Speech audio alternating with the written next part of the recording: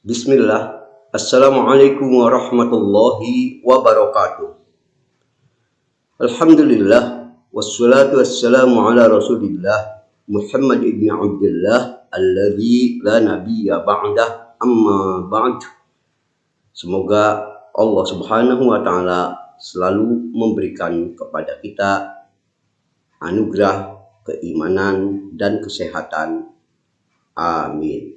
Saudaraku, sebentar lagi kita akan memasuki suatu bulan yang agung, yakni bulan Dzulhijjah, yang di dalamnya ada syariat kurban. Nah, setiap kali memasuki Idul Adha ini, selalu saja ana dihujani dengan berbagai pertanyaan, terutama bagi mereka yang ada niat dan punya kemampuan untuk berkurban. Sangat banyak yang ditanyakan. Tapi biarlah agar ini tidak terlalu panjang materinya, anak akan bagi ini dalam bentuk serial pembahasan bab-bab terpenting terkait kurban. Yang hari ini anak akan membahas 3 persoalan utama terkait kurban. Persoalan pertama adalah, benarkah bagi orang yang berniat kurban, maka mulai tanggal 1 Dzulhijjah haram atau dilarang baginya untuk memotong kuku, rambut, dan sebagainya? Ini yang akan kita bahas. Yang kedua, apakah larangan untuk memotong kuku, rambut, dan sebagainya itu, jika ini memang sahih, diberlakukan bagi orang yang hendak berkurbannya saja, satu orang itu, atau berlaku juga buat satu keluarganya? Karena kita tahu bahwa dalam satu keluarga cukup satu orang yang berkurban, tapi pahalanya mencakup seluruh keluarganya. Nah, yang jadi masalah, jika tadi orang yang berkurban ini benar dilarang memotong kuku, mencukur rambut, apakah ini hanya pada satu orang yang berkurban itu atau keluarganya juga ikut dilarang? Dan terakhir, bagaimana jika ada orang yang baik sengaja maupun lupa memotong rambut dan atau memotong kuku di masa-masa dia dalam awal Dzulhijjah itu? Apakah kurbannya menjadi tidak sah? Dan apa yang harus dilakukan? Ini 3 pembahasan utama yang ingin anak kupas dalam serial kajian kurban kali ini. Kita masuk saja kajian pertama, yakni benarkah bagi orang yang berniat kurban, maka mulai tanggal 1 Dzulhijjah tidak boleh baginya mencukur rambut, memotong kuku, dan sebagainya. Untuk menjawab pertanyaan ini, mari kita melihat apa yang disabdakan oleh Rasulullah Shallallahu Alaihi Wasallam. Idza dakhalatil ashr, apabila mulai masuk 10 hari awal Dzulhijjah, yaitu mulai tanggal 1 ya, sampai terus di hari-hari awal 10 Dzulhijjah. Wa aroda ahadukum ayyudhi, dan salah seorang di antara kalian itu ada niat kurban, sudah mulai muncul niat kurban itu dari tanggal 1 sudah ada niat kurban. Maka kata Nabi, fala yamassa min sya'ri wa bashari syai'a. Jangan sekali-kali ia berani memotong kuku dan kulitnya sedikit pun. Dalam redaksi lain, fala ya'khuzanna sya'ron wala yaqlimanna zufura. Jangan sekali-kali orang yang niat kurban ini mulai tanggal 1 Zulhijjah mencukur rambutnya, jangan pula memotong kukunya. Dalam redaksi lain dikatakan hatta yudhi, larangan tadi memotong kuku, memotong rambut dari mulai tanggal 1 itu berlaku sampai kapan batas larangannya? Hatta yudhi, sampai ia menyembelih hewan kurbannya, yaitu setelah nanti hewan kurbannya disembelih di hari-hari kurban tadi, yaitu kita tahu hari-hari kurban yang nanti rinciannya akan dibahas tersendiri. Nah, ini hadis ini Sahih Muslim nomor hadis 197. Dari hadis ini kita dapat mengetahui bahwa benar dilarang bagi orang yang berniat kurban mulai tanggal 1 Zulhijjah untuk memotong kuku maupun rambutnya sampai hewan kurbannya itu disembelih. Saudaraku, sesungguhnya ketetapan ini bahkan di zaman tabi'in yang masih dekat dengan masa Nabi itu sudah banyak dilupakan orang. Sebagai buktinya, Sa'id bin Musayyab rahimahullah pernah kepada Amr bin Muslim bin Al-Laisi saat membicarakan hadis larangan mencukur rambut, memotong kuku bagi yang berniat kurban dari mulai tanggal 1 Zulhijjah. Maka Sa'id bin Musayyab rahimahullah ini berkata, "Ya ibna akhi, wahai anak saudaraku, hadza hadis qad nusiya wa turika." Hadis ini sudah banyak dilupakan dan bahkan ditinggalkan orang katanya. Sahih Muslim 1977. Di masa tabi'in banyak orang yang agaknya kaget ketika diberitahu bahwa bagi orang yang mau kurban mulai tanggal 1 sampai hewannya telah selesai disembelih, 1 Zulhijjah maksudnya, itu dilarang. Mencukur rambut, memotong kuku dilarang. Di zaman tabi'in hadis ini pun sudah banyak orang yang tidak mengenal hadis ini. Makanya jangan aneh kalau di zaman ini banyak lagi yang lebih tidak tahu tentang hadis ini, bahkan ada yang mengingkari. Allahul musta'an. Jika ini telah dipahami, hadisnya sahih, Muslim wajib kita tunduk pada keputusan ini.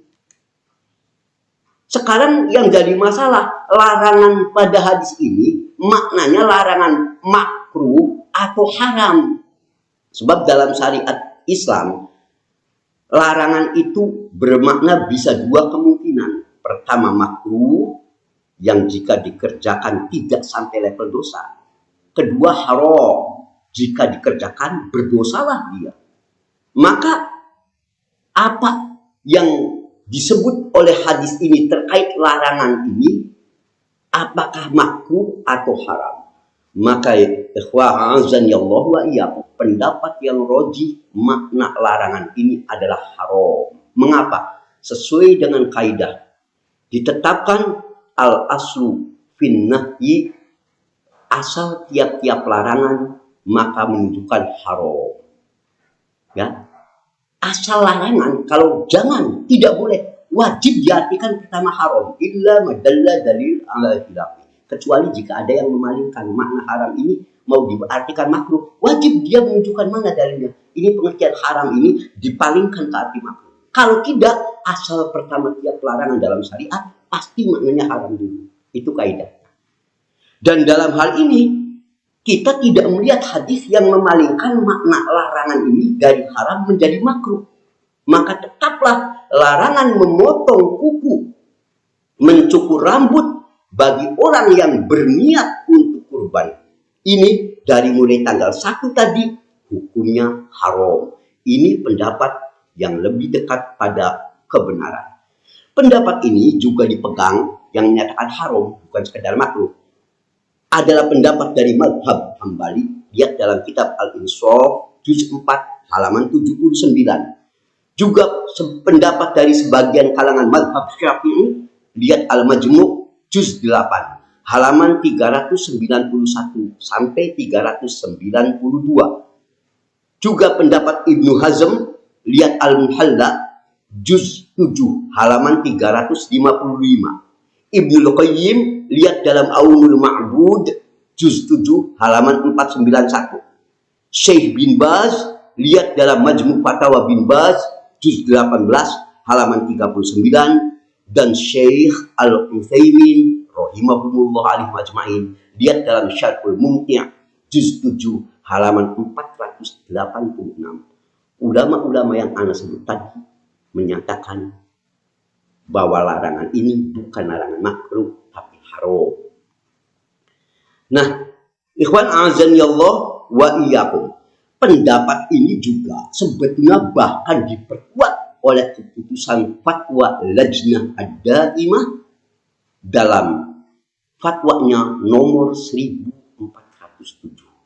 Mereka juga ulama yang tergabung dalam himpunan ulama-ulama Saudi mengatakan haram, bukan sekedar makruh. Sekarang jika ini telah dipahami, kita lanjutkan. Apakah pengertian larangan mencukur rambut atau memotong kuku pada hadis ini? Apakah ini mencakup rambut yang juga pada ketiak atau mohon maaf kemaluan dan sebagainya, atau cuma rambut kepala saja? Ataukah juga sama yang di ketiak juga nggak boleh? Untuk menjawab pertanyaan ini, cukup kita lihat apa yang difatwakan oleh Imam Nawawi rahimahullah. Di mana saat membahas hal ini, beliau mengatakan, qala ashabuna, berkata teman-teman kami, yakni dari kalangan ulama-ulama mazhab Syafi'i, wal muradu bin nahyi an ahli dhufr wasya'r, adapun yang dimaksud dengan larangan mengambil kuku dan rambut sebagaimana yang disebut pada hadis tadi, ya, an izalati dhufri, maka maksudnya adalah dilarang untuk memotong kuku bikolamin au kasrin au ghairi, baik dengan menggunakan penjepit kuku atau memecahkannya, ya, dengan misalnya gigi dan sebagainya. Pokoknya nggak boleh, mau pakai penjepit kuku nggak boleh, dipotoknya mau pakai penjepit, pakai alat lain, pokoknya nggak boleh. Ya, walman umin izalati sya'ri, adapun larangan memangkas rambut pengertiannya bihalkin au naqsin au tanfi au ihrakin au akhdihi binaurah au ghairi dzalik. Adapun larangan memangkas rambut pengertiannya baik itu dengan mencukur, memendekkan, sekedar memendekkan, nggak dicukur habis, mencukur habis sama, mencabut, membakar atau lainnya, pokoknya tidak boleh. Kata Imam Nawawi rahimahullah dengan mengambil pendapat dari sebagian kalangan mazhab ulama-ulama Syafi'iyah. Wa sawa'un sya'rul ibd wasyarib wal ananah war ra's, dan hal ini mencakup pula rambut yang ada pada ketiak, kumis, mohon maaf kemaluan, kepala, wa ghair dzalik min syu'uri badani, dan seluruh rambut yang ada di badan. Pokoknya mau kumis, apalagi jenggot, itu mah sudah nggak terkait lagi, ya. Rambut yang di kepala, yang di ketiak, mohon maaf yang di kemaluan, semuanya tidak dibolehkan. Kata Imam Nawawi rahimahullah. Lihat syarah Sahih Muslim juz 6 halaman 472. Kesimpulan terkait ini, pertama, benar bagi orang yang berniat kurban mulai tanggal 1 Zulhijjah sampai hewan kurbannya itu disembelih, diharamkan baginya memotong kuku, baik dengan penjepit kuku atau memecahkannya atau dengan cara lainnya, memotong rambut baik dengan cara mencukur, memendekkan dan sebagainya, Dan ini juga mencakup semua rambut, baik yang rambut yang ada di ketiak, kumis, kepala, mohon maaf, kemaluan, dan sebagainya. Ini semua haram. Itu kesimpulan pembahasan pertama. Sekarang masuk kajian kedua. Apakah larangan mencukur rambut, kuku, dan sebagainya, seperti yang sudah kita bahas tadi di bagian 1, berlaku juga bagi anggota keluarga orang yang berkurban, atau hanya satu orang ini, misalnya kepala keluarganya yang umumnya berkurban, ya suami, ya, atau satu orang di situ yang berkurban. Kita tahu satu kurban itu mencakup untuk satu keluarga. Ini apa keluarga besar dia juga dilarang saat itu mulai tanggal 1 untuk melakukan hal-hal tadi, ya, memotong kuku, ya, memangkas rambut, dan itu semua berlaku atau cukup satu orang ini. Kalau kepala keluarga, ya kepala keluarganya yang tidak boleh melakukan itu. Adapun istrinya, anaknya, bapaknya, mertuanya, semuanya tidak terkena larangan ini.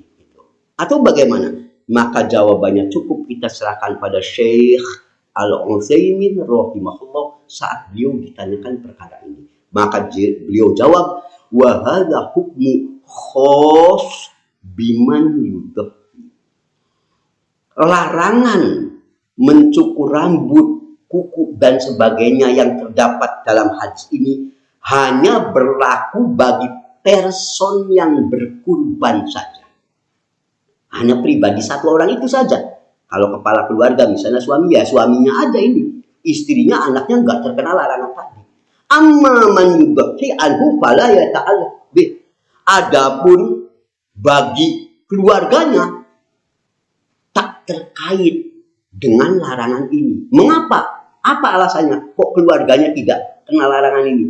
Maka Syekh Al-Utsaimin rahimahullah selanjutnya menjelaskan, li'anna Nabiyya sallallahu alaihi wasallam qol, karena di hadis tadi Nabi kita mengatakan wa aroda ahadukum ayyudhi, dan salah seorang di antara kamu hendak kurban. Yang hendak kurban, beliau tidak mengatakan ayyudhi'an, keluarganya tidak, yang kurbannya saja di hadis ini. Kata Syekh Al-Utsaimin rahimahullah.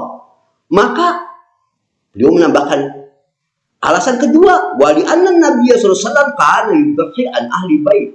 Kita tahu Nabi dulu sering kali berkurban, ya. Beliau sering kali melakukan kurban, dan itu tentu untuk keluarganya juga. Walam qol anhu annahu amarahum bil imsa an dzalik. Belum pernah kita mendengar ada satu saja periwayatan Nabi saat itu memerintahkan keluarganya, wahai saudara keluargaku, istriku, anakku, dan semuanya, ya mulai saat ini tanggal 1 dilarang kalian memotong kuku, mencukur rambut karena kita mau kurban di sana. Belum pernah. Andai ini betul-betul masuk bagian yang dilarang, sudah pasti akan diriwayatkan Nabi pernah melarang keluarganya melakukan ini. Ketika ini tidak didapatkan, maka hukum asalnya ini menunjukkan larangan ini hanya berlaku bagi person yang berkurban saja. Pada saat itu Nabi sebagai kepala keluarga, ya sudah beliaunya saja. Anaknya tidak, istrinya tidak, ya saudara-saudaranya ibaratnya keluarganya tidak terkena larangan ini. Lihat pernyataan Syekh Al-Utsaimin ini dalam Talkhis Kitab Ahkamul Udhiyah wa Zakat halaman 37. Kesimpulan pembahasan kedua, larangan mencukur rambut dan memotong kuku bagi yang berniat kurban, khusus bagi person yang berniat kurban saja dan tidak berlaku untuk keluarganya. Itu kesimpulan yang kedua. Sekarang mari kita lihat kajian terakhir saat ini, yaitu Ustadz, bagaimana jika ada yang mereka tetap sudah ada niat kurban dari mulai sebelum tanggal 1 sudah ada niat kurban, bahkan sudah mantap mau kurban, dia tetap memotong kukunya Ustaz, baik karena lupa atau bahkan sengaja, kurbannya sah tidak? Dan apa yang harus dilakukan orang ini? Apakah ada Kalau yang sengaja terutama, apakah ada kafaroh penebusnya dari dia melakukan hal itu? Maka untuk menjawab pertanyaan ini, mari kita lihat dengan fatwa dari Syekh bin Baz rahimahullah yang mengatakan wa man akhadha syai'an min sya'rihi aw alfarihi aw basyatihi fil asr nasiyan aw jahilan wa huwa azim ala tadhiyah fala syai' alaihi. Beliau menjawab dengan dua kasus. Pertama, kata saya bilang, barang siapa yang memotong rambutnya atau kukunya karena lupa, pertama kasusnya karena lupa atau karena belum tahu hukum, padahal dia sudah ada niat kurbannya, cuma dia lupa tanggal 4 dia potong rambutnya atau kukunya karena lupa atau karena memang orang ini belum tahu hukum, maka kata Syekh bin Baz rahimahullah fala syai' alaihi, tidak ada dosa maupun denda, nggak ada apa-apa. Mengapa? Li'anna Allah subhanahu qad wada'a an ibadihi khata wa nisyan fi hadzal amr wa asbah. Karena kita tahu Allah memaafkan hambanya yang melakukan kesalahan karena lupa dan kondisi yang semacam ini. Orang yang melakukan itu karena lupa, ya tidak ada hukum bagi orang yang lupa. Jadi nggak ada hukum, tidak ada hukuman apa-apa, nggak ada kafaro, nggak ada apa-apa. Kalau beneran lupa nih, itu yang pertama. Belum selesai jawaban Syekh bin Baz rahimahullah. Itu kondisi pertama. Lalu beliau berkata, wa amman fa'ala dzalika amdan, tapi bagi siapa yang melakukan hal itu dengan sengaja, dia udah tahu hukumnya. Dilarang memotong kuku, hadisnya telah sampai padanya, memotong rambut, tapi dia tetap melakukan itu dengan sengaja. Apa yang harus dilakukan? Maka kata Syekh bin Baz rahimahullah, fa'alaihi at-taubah ilallah subhanahu wa ta'ala. Wajib baginya untuk segera bertaubat kepada Allah azza wa jalla, wala syai' alaihi, yakni laisa alaihi fidyah wala kafarah. Sekalipun bagi dia tidak ada denda, baik fidyah maupun kafarah, enggak.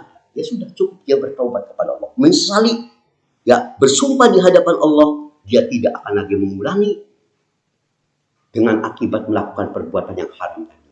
Seperti orang yang melakukan dosa lainnya, ya tidak, yang dalam hal ini tidak diiringi dengan kafarah, nggak ada denda, ya sudah, ya, dan semoga Allah tetap akan menerima kurbannya tentunya, ya, karena bukan syarat sah kurban itu. Syarat sah kurban satu, ya tidak boleh orang yang kurban memotong rambutnya atau kukunya. Ini bukan syarat sah, bukan rukun sahnya. Jadi ini terpisah kasusnya. Haram, tapi jika dilanggar tidak mesti berkonsekuensi dengan sah tidaknya. Dia tetap sah, tapi dia berdosa dengan pelanggaran itu dan dia wajib tobat dengan dosanya. Tapi kurbannya jika memenuhi syarat rukun lainnya, insya Allah sah. Lihat dalam Fatwa Islamiyah Syekh bin Baz rahimahullah, juz 2 halaman 316. Saudaraku, dengan demikian dapat kita simpulkan, jika ada orang yang berniat kurban, ya bahkan dari awal tanggal 1 dia sudah ada niat kurban, sudah dia siap-siap, lalu dia lupa memotong rambut dan kukunya di masa-masa larangan ini, kalau karena lupa tidak ada dosa baginya, tidak ada kafarah baginya. Tapi kalau yang sengaja, maka dia berdosa, wajib dia taubat walaupun tidak ada denda apapun baginya, dan insya Allah kurbannya tetap sah jika memenuhi syarat rukun kurbannya. Karena ini sekali lagi tidak berkorelasi dengan syarat sah kurban. Demikianlah 3 perkara yang penting untuk dipahami, terutama bagi yang berniat kurban, agar kurbannya dapat diterima oleh Allah Subhanahu wa Ta'ala dengan sempurna. Semoga ada manfaatnya buat kita semua. Subhanakallahumma wa bihamdik, asyhadu an la ilaha illa anta astaghfiruka wa atubu ilaik. Walhamdulillahirabbil alamin. Wassallallahu ala Muhammadin. Assalamualaikum warahmatullahi wabarakatuh.